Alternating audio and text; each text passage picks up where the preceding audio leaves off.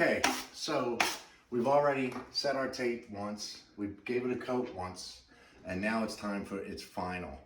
So, first thing that we want to do is just get in here and scrape just a little bit and get off any of these blue things, okay?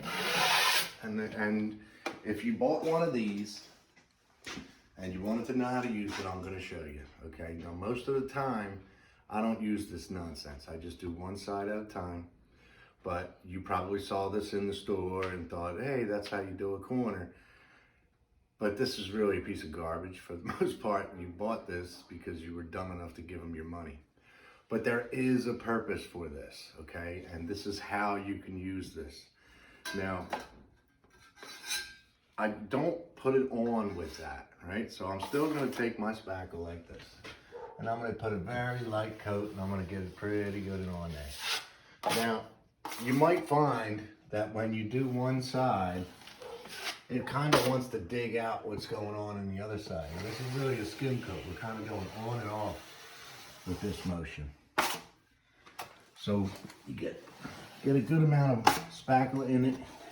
And if you feel like you're digging out the corner, just, stay away from that corner a little bit. We're just gonna get it on. This is almost an on and an off motion when you're in your third coat. You kind of want to be taking it off, and what you're doing is you're thinking, why do I take it off? Well, the fact is it doesn't really all the way come off. Now once you got that on there, you can see that you got a little bit of a ridge inside there. So this is where this comes into play. Don't try to put it on with this. Put it on with your trowels, and then we're going to come back. And first thing I do is I dip it in water and I make that wet. Now I jam it as far into my corner as I can get it and try to get one swoop out of that. And go ahead and take a good shot inside that corner. We got a nice smooth inside crease. That deep inside crease is all that we are looking for, and that's the only thing that this does.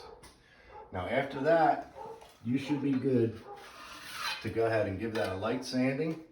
And when we get to the sanding part of this project, I will show you how to do that.